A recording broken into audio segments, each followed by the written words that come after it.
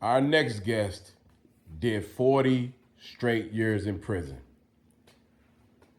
He called the police after he got out to come and pick him up so he can do an extra year to kill the rest of his time he had on the shelf. He hails in from Louisville, Kentucky.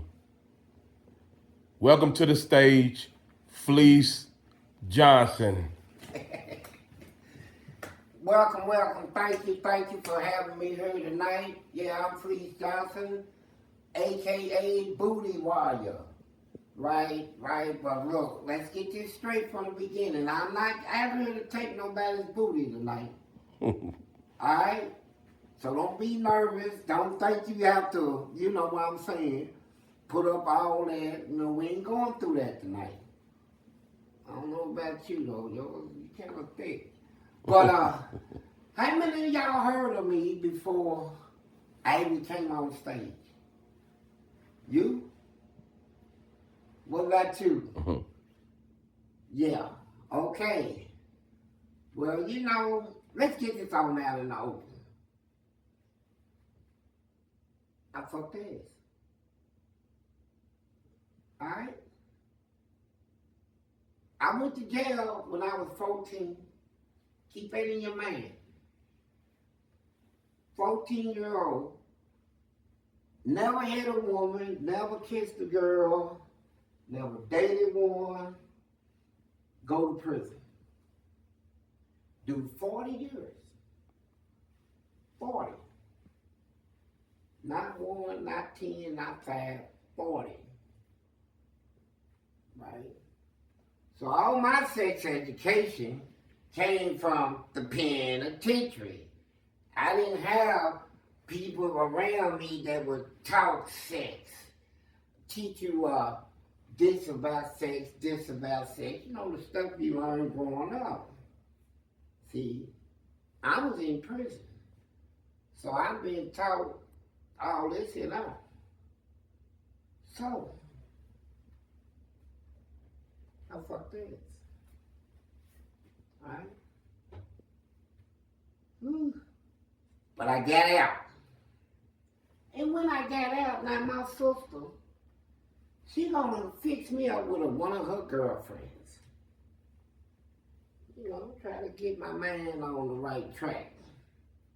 You know, you out here in the real world around real women, you know, and so you got a real one. You ain't got none of them fake ones.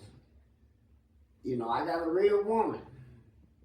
Not one that put Kool-Aid on their lips, got to tuck their fingerling and all that. You know, to be sticking out the back. You know, crazy stuff. You can't even set one of them on your lap. You know, they got to hold their thing. You know, so I got an opportunity now for a real woman. First time. What is this going to be like?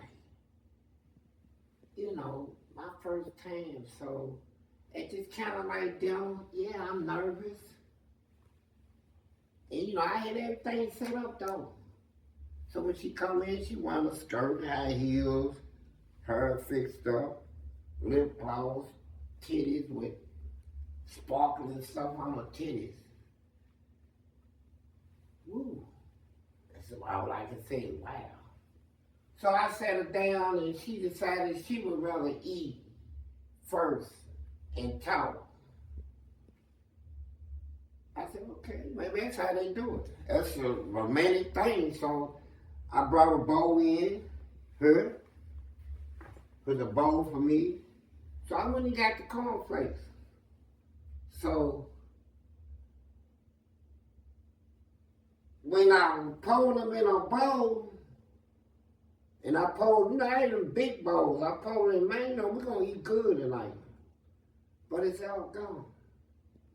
So she had more, so I took some out, stirred it out. I said, well, got it even. So she's looking at me like this. Like, nigga, are you serious? Yeah, I am. So when I went to get the milk, I ain't have enough to get real milk, so I had powder milk, and I told her. But when I come in there shaking it, and I got to pouring the milk, she stands up. So I said, problem? She said, yeah. She said, you know how much it costs to get my hair and nails done? How much? She said, too damn much to come over here in the middle of the night to eat a fucking bowl of cornflakes. Well, I'm out of her. You ain't shit. I said, come on, someone, you ain't shit. If you was, I would have gave you some of them raisin brands I had back up. Oh, you could have seen the looks on her face, right? I said, so that's one of the obstacles I had to run into when I first got out.